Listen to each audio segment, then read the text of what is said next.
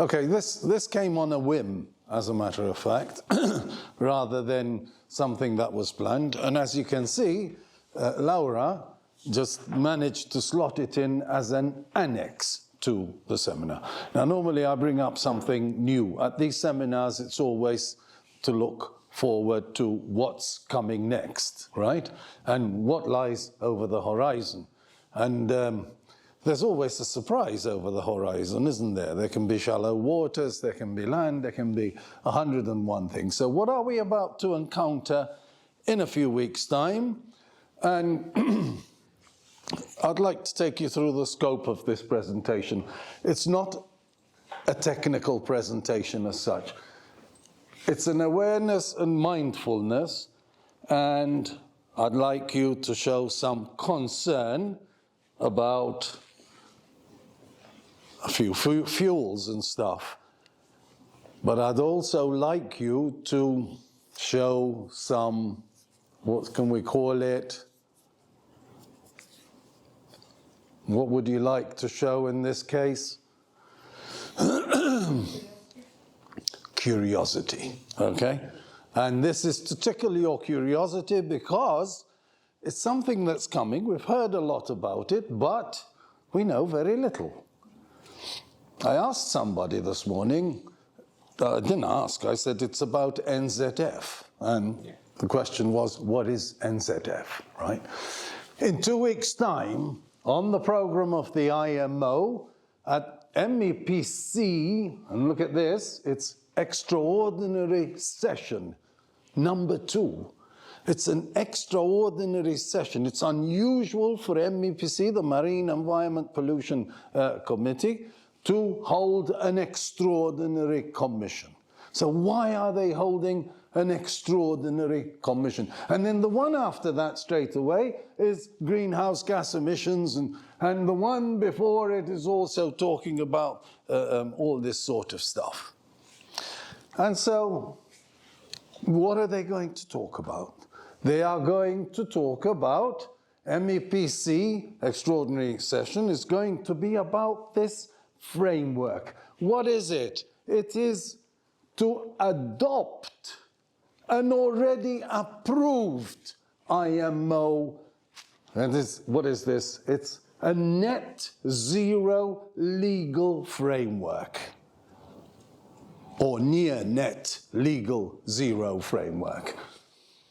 At MEPC 83, the last one, that's April of 2025, that's not a long time ago, is it? It's only months between the two of them. They approved in principle is not the same thing, and approving and adopting are two different things.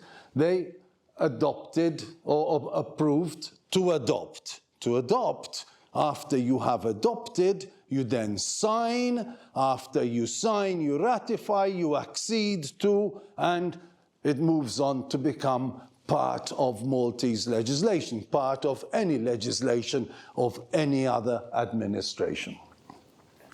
To cut things a bit short, these amendments, maybe I'm better off on this side, these amendments are to MARPOL Annex 6. It already exists, doesn't it? But it's talking about a new Chapter 5, a completely new Chapter 5 to the Annex 6. It's going to talk about fuel standards. It's going to talk about fuel intensity targets. It's going to talk about emission pricing. What are these words? What are they? What do they mean to us? Other mechanisms to reduce greenhouse gas emissions from international shipping. You think it's possible? How possible is it? How quickly can it be done? This framework should take us from 2025 to 2050. And every 5 years, they're going to tighten the belt a little bit more. Good. Be careful. There are two NZFs, all right? There's the Net Zero Framework, and there is the Net Zero Fund. And that's exactly what you're doing, burning up your money, isn't it, in the fund. But be careful, I'm going to talk to you about both of them and keep it as simple as possible at this stage. So this brings us to the net zero framework part of what we call legally binding amendments. That means they become part of Maltese law. A Maltese flagged ship would have to follow it. What about a Russian flagged ship? What about a Chinese flagged ship? Well, will they be able to come into Europe? Because the European Union is going to follow, if not enhance even further, what's happening there. So there's no way out, and by reason of no more favorable treatment, you're scooped in. Either you're in it or you're out of it. So we're looking at fuel standards in this case and intensity reduction. Intensity. We should know something about intensity. And then it sets fuel standards to reduce well to wake. Where does oil come from? An oil well, right? Oil processed to the wake of a ship. Here it's talking about, that's the whole cycle, isn't it? Because then there's TTW, tank to wake. Now I highlighted in red all those expressions to trigger off your curiosity. So when you're looking for these things, start using those highlighted things. And then this fuel intensity. How does it work? What is it? Quickly. Sets mandatory fuel intensity targets for international shipping starting from 2027, because if we adopt this law now, it needs 2 years to come into force by the rules of ratification, and then tightening every 5 years. I said that already. These standards are technology neutral, okay? So we're looking at something that already exists, but designed to accelerate uptake of zero and near zero, because we can never get to the actual zero as much as we can, greenhouse gas fuels. I'll give you a little hint. We're talking about ammonia, we're talking about hydrogen, methanol, and advanced biofuels. Here they are, right? That's the list of them.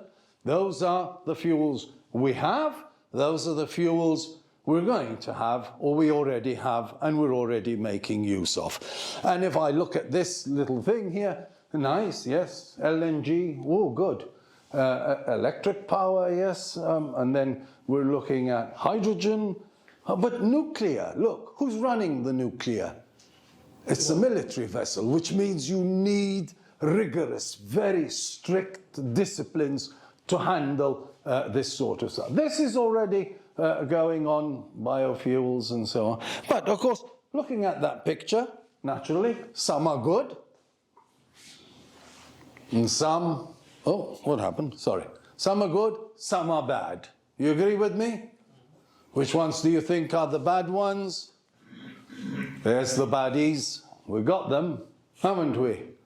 What do you mean? You've put LNG in with HFO and so on? Well, there is something called methane slip that's happening with this LNG fuel.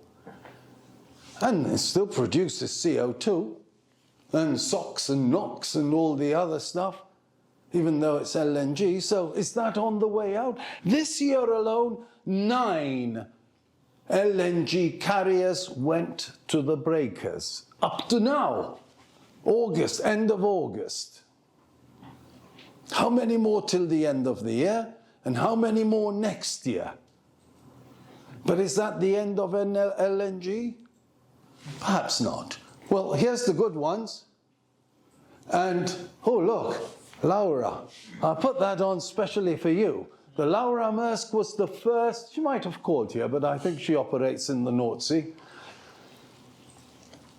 It runs purely on methanol. full methanol. It has a dual fuel engine. What does that mean? It means it can run on light fuel oil or heavy fuel oil perhaps, but it can also run on methanol. But what have I put there? I've put a whole load of IMDG badges, haven't I?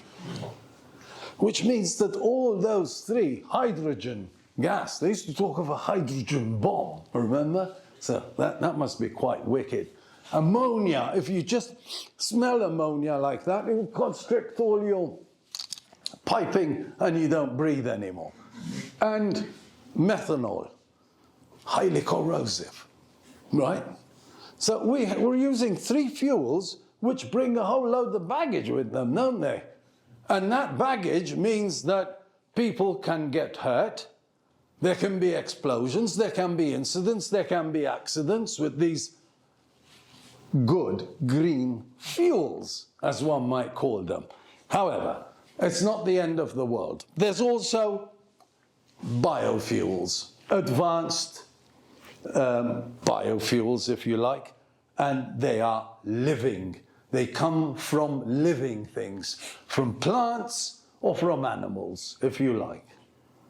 It's the oils extracted, soybean oil and palm oil, animal fats, pigs, McDonald's waste, whatever you can think of that we can burn, it's there. Compared to these, which are fossil fuels, both of them are coming from something that has been resting at the bottom of the earth for a long time. And more to that, then we have a fuel cell. I'll show you what a fuel cell looks like. Does anyone know how a fuel cell works? Some of the hydrogen gets involved as well, no? Fuel cells, so more hydrogen tends to be in fuel cells. Good, somebody knows. Okay, we're on. And so it will give us some electricity, but because there's hydrogen in it, we also have more dangers, haven't we? And nuclear, well, I said so, it's radioactive, and what we know is that you need very strict regulations on how to operate that. The last icon that came up was a money bag, wasn't it? So how much do these fuels cost? How much does it cost to make them? How much money can I afford? How much money can I put into my new ship? Infrastructure to fuel. The whole thing. The whole thing revolves around money. And the money is, at the end of the day, any shipping company wants one thing. What is it? To make profit. If you're not making profit, but keeping the world green, well, I couldn't be bothered, could I? So it makes sense that we have to go in that direction. So let's take it. Tank to wake. From what's in my tank, passes through my engine, makes it work, and comes out as the word emission, right? We call it emission. So it's quite simple to understand that I've received the fuel, I've put it in my tank, and I'm going on my voyage, wherever my voyage might be. Looks only at the emissions that come out of the ship's funnel. You see that there? And you see the emissions coming out there? The fuel is burned and into covers the combustion and the exhaust phase of the engine. Stop there. Example, burning LNG on a ship produces CO2 and possibly methane slip. That's quite a bit of a dangerous thing. That's what tank to wake means. Okay, we got it? The wake is the wake. Now, before I said well, let's look at the word well. Well is where I can bring it up on a well, or I can manufacture it somewhere else. Maybe not inside a well, but in a refinery or something like that. And so the tank to well sometimes is called exhaust emissions. We've heard that. We have them in the street, haven't we? We've got exhaust emissions all over the place. Or operational emissions. Now, I've put that same picture, the tank to wake, and I've brought in the whole of the production system. Can you see all the puffs of orange gas going on? Yes, into the atmosphere before it actually, so it's nice and clean when it arrives at the ship. It's prepared. And he's going to burn that prepared oil. So he'll only make that little puff. But to make the whole thing took us a long way, didn't it? And so let's break them down. So we have the well to tank, that's taking me from there to there, and the tank from there into the ship, and then tank to wake. Quite simple, no need to fret about it. Look up in your research, look up those words, look up tank to what's it, and then you can perhaps go more deeper into what they mean by upstream emissions. Well, that's why the IMO is looking at, you can say I'm burning ammonia, but how was that ammonia made? What was there from the well to your tank? And I will penalize you. And have I the right to do that? Let's take an example. So if we took tank to wake, we have lower CO2 emissions than heavy fuel oil, right? We're talking about LNG. And then well to wake, when methane leaks during production, liquefaction, of course, this is a gas. We now have to turn it into a liquid and freeze it, and we need more energy to freeze it as well, and compress it. We need compressors, don't we? And stuff like that. And then back to liquefaction from gas, liquefaction back to gas, and to transport it, and then combustions and what have you. So green ammonia or green hydrogen, as we call them, good for using on board a ship. Not that they don't have their own problems, we're going to have a look at a few of those. We have a tank to wake zero CO2 when used on board. Brilliant. That's exactly what we want. But then well to wake still depends on how the hydrogen is produced. And that's why I said, how did you get that hydrogen? It didn't just fall out of the sky. There was a process to making it. And if it's by electrolysis with renewable electricity, that's very low. But if it's electrolysis with coal power, that's very high. Keep that word coal, we're coming up to it a bit later. So net zero funds. So how's this going to work? There is such a thing called SU, what they call surplus. In French, surplus means above what you actually need, in addition to, if you like.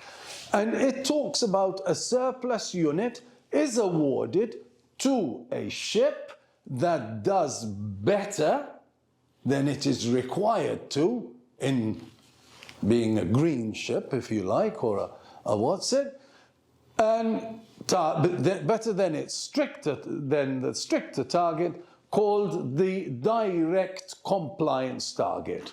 If a ship's attained greenhouse gas fuel intensity below that target, the ship earns SUs, surplus units. Remedial units. Now we have a problem.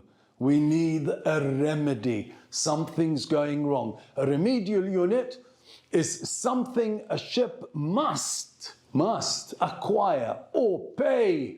If you can't get it, then you have to pay a surcharge on this. For if it fails to meet the required target, right, then the RU is used to compensate, remedy, yes, the word, a compliance deficit, i.e., how far above the target the ship's emissions are. The higher they are, the more the remedial units. Not easy to attain, but guess what? They have to pay up, haven't they? Right? And where do you think that money goes? Towards the centre. It goes to the good boys, doesn't it? Why? Because inside this package, there's a whole load of other things, like research, training, encouragement for ship owners to go where? To go towards more that green fuel label that we talk about. This is going to happen. This is reality, and this is what we are facing. So, for those that may not be completely aware of how a fuel cell, we've heard the word many times, but just to give you an idea, it's through a chemical reaction that makes electricity.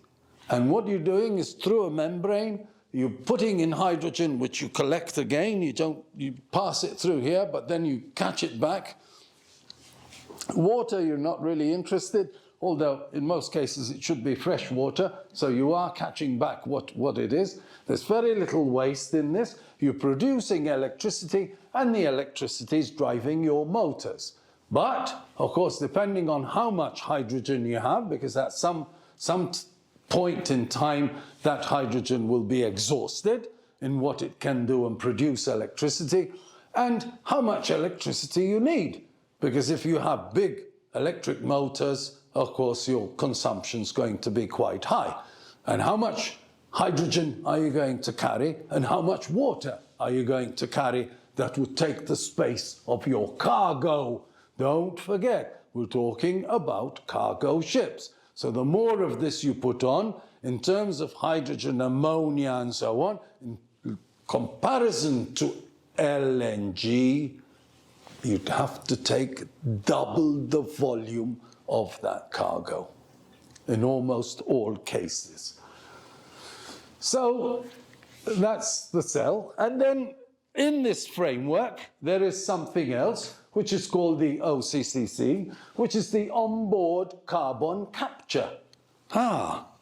So all engines, all these engines, are going to emit carbon dioxide to some extent.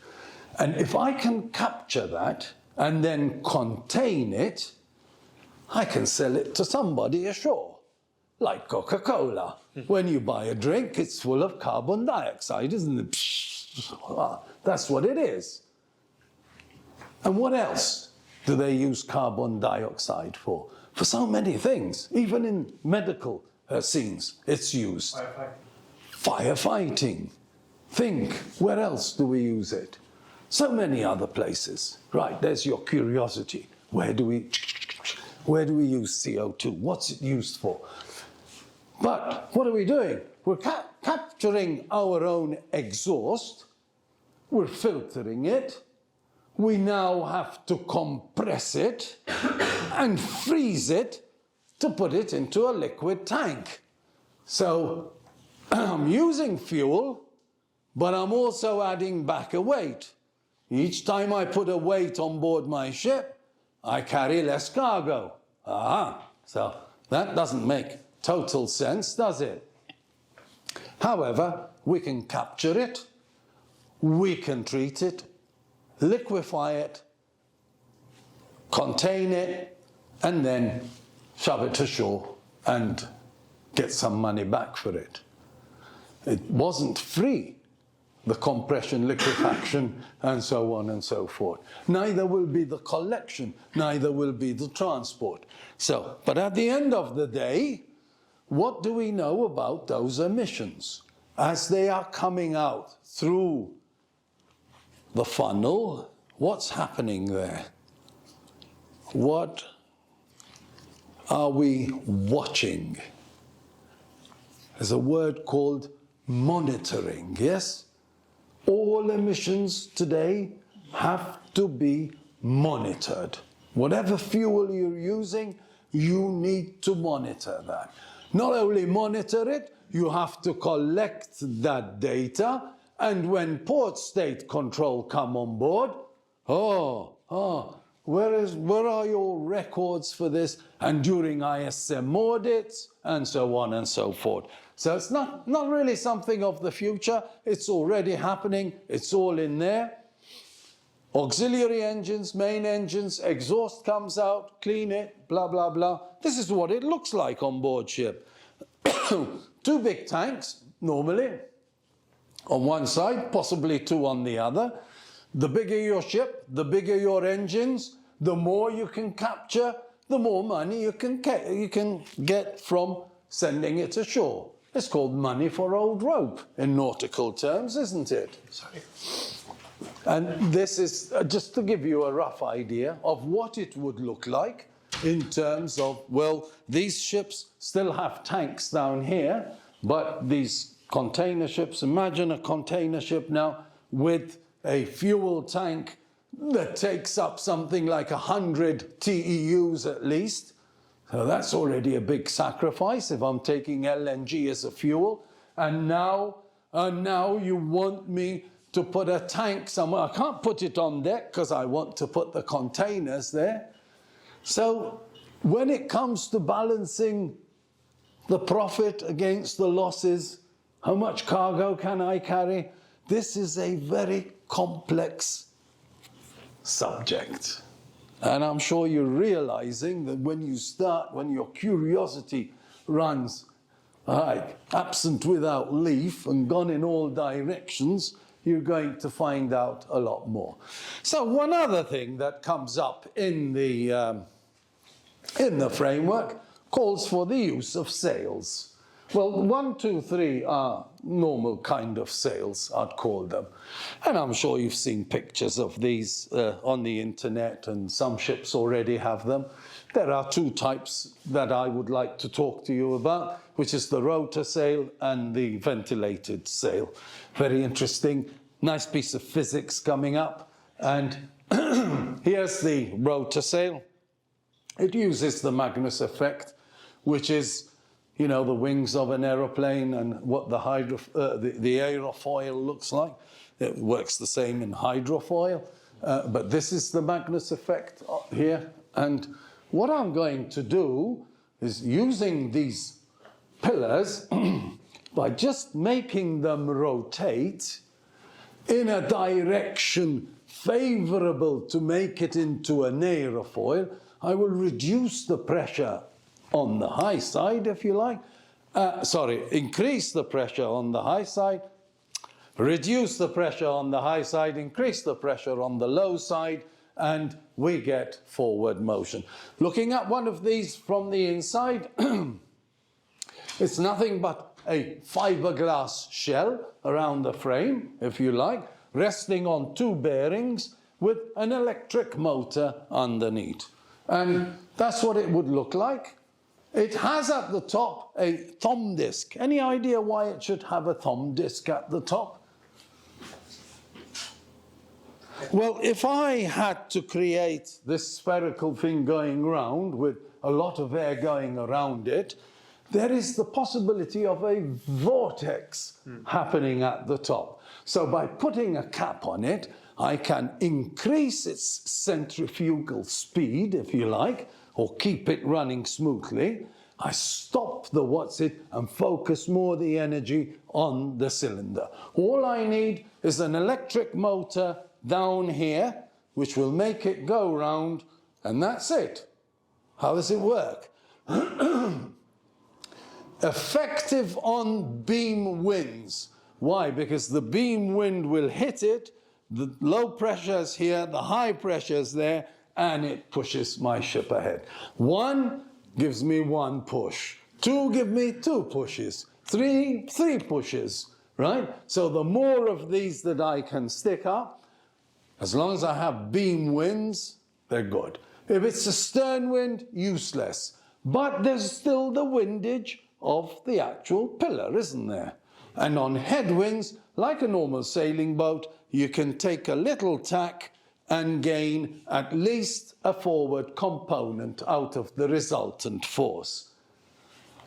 A German fellow, he died in 1961, and we're messing around with this now in 2025. He missed the glory boat, didn't he? Hey, he invented it, someone's making use of it, and poor fellow, there you are. And it actually even already had the thumb things at the top. This is the other kind.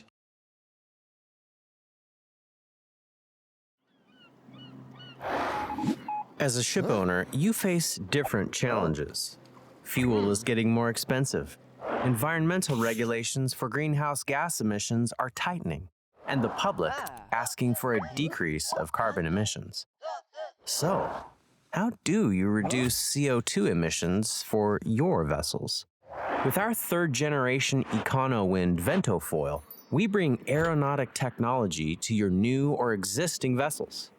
The VentoFoil is a fully automated suction wing which uses wind to increase propulsion power, sail the same distance, and reduce fuel consumption by 10 to 30%.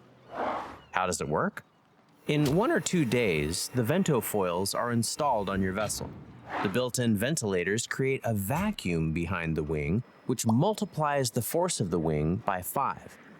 Your VentoFoil constantly measures wind speed and direction and adjusts its position to always have maximum force.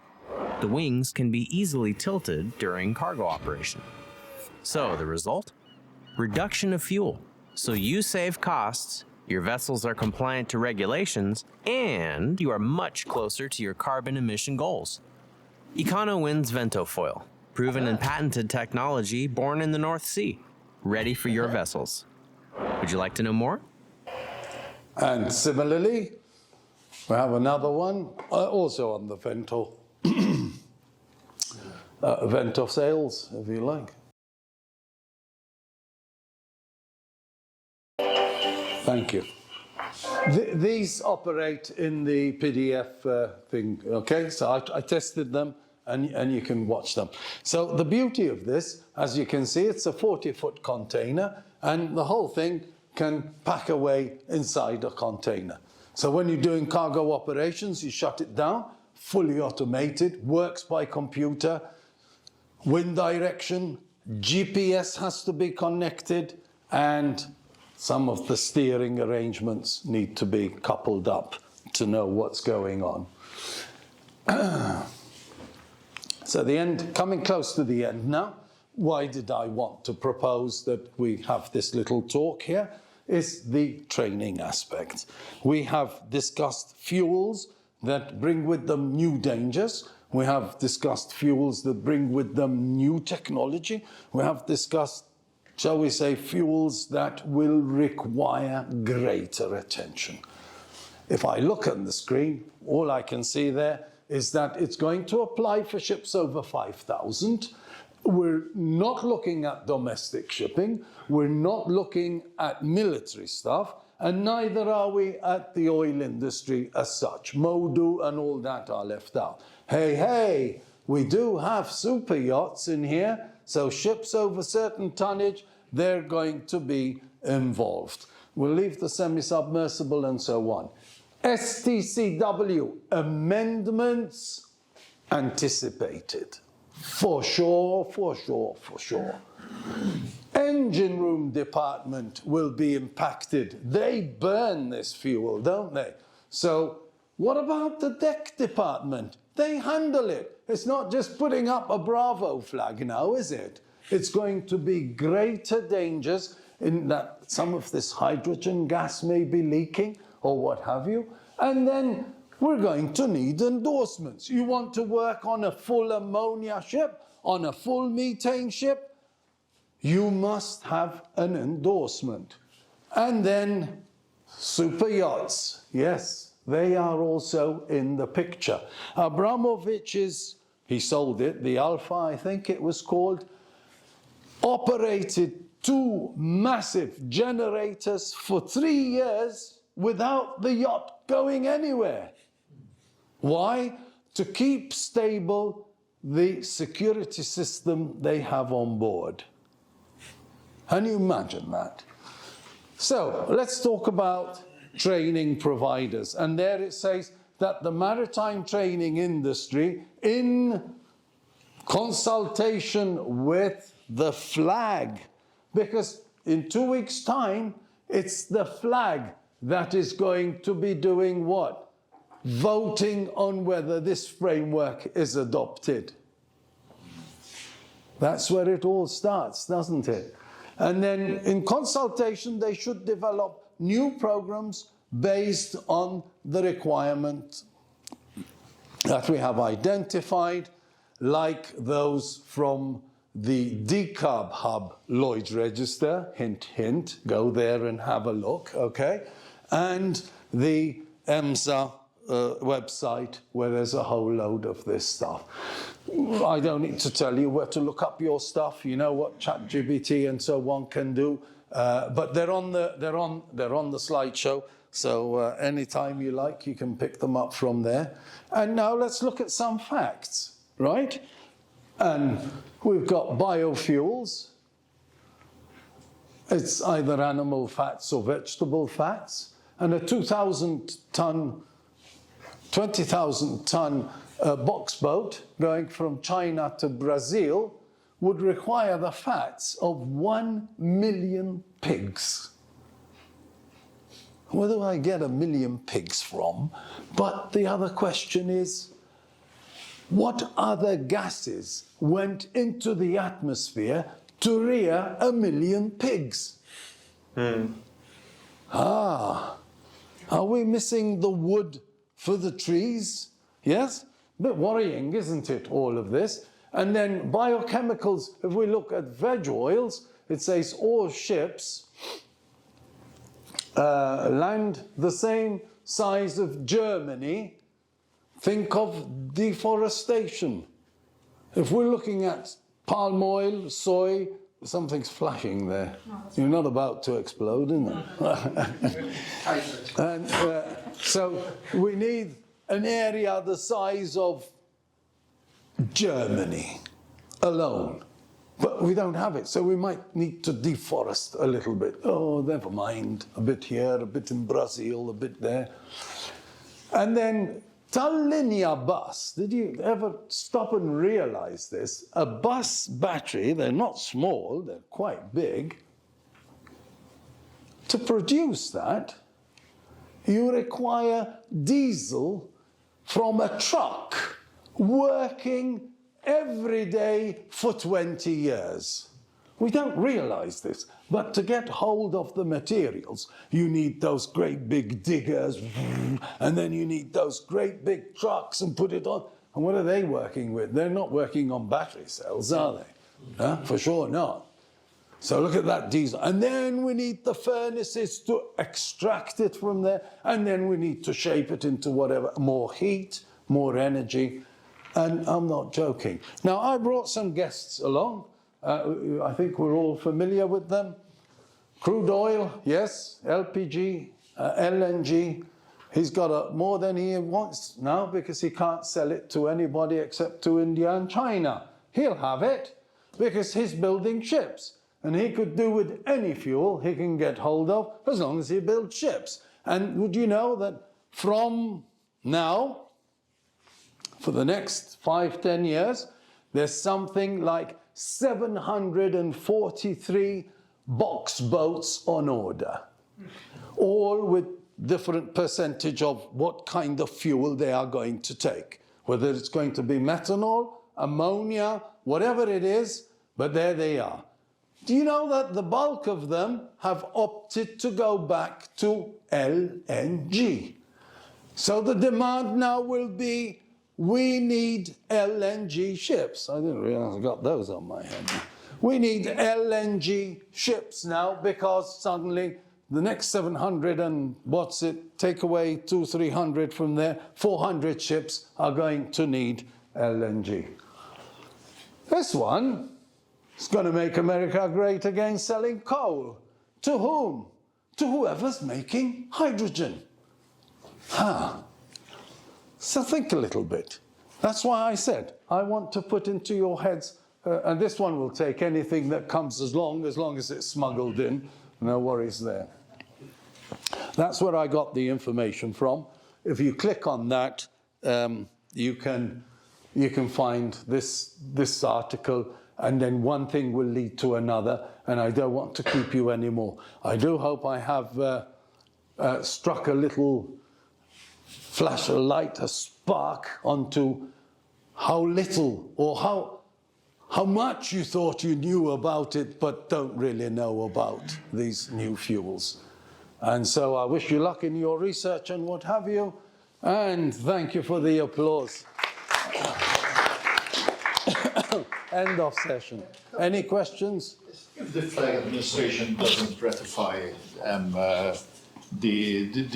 make it law, right? You cannot. If it goes through MARPOL, and we are party to the convention, Yes. so it's automatically ratified, you know? No. No. Malta, if it is adopted, there must be a vote. So a number of countries will have to say yes. If nobody objects, right, it will be taken as a yes. We use a term for that, which means it's accepted silently. But normally when he says, now, do we all agree? Flags will start to come up and say, yes, but we want this and we want that. Now remember that in April, they approved the draft. And when you approve a draft, it means that the corrections to that draft have been made. So now there's no reason that when it comes up for adoption that anybody should raise any further problems. But what will the Russian Federation say? What will Donald Trump's new government say? This was January. Yeah, well, they can say no, because if the majority, it's now a question of voting. Remember, USA is one country at the IMO. The European Union is 27 countries.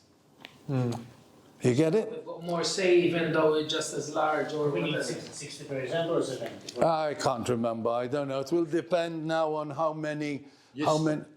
Yesterday I was talking to a captain on the supply vessels that go to Burifield, Libya, and Azavia. They're doing pipelines and plants to collect the LNG they were burning off. They were flaring. Yeah, of course, you can sell it. Now you know why. Okay, so when we come to think of it, you ask the question, now you sign it, so Malta would say, yes, we sign. And there's enough countries that have signed it, and now the process starts to move. Now, until a number of countries have ratified it, that means they are now going to take it on board, but that's not enough, taking it on board. Now what you have to do is to accede to it, which means that you have to include it into your national legislation.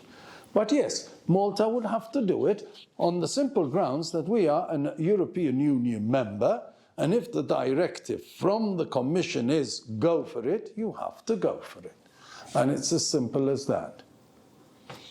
Now this is a highly complex subject, and I hope that I have ignited that fuse to get you into it a bit more. Thank you very much. I hope you enjoyed it.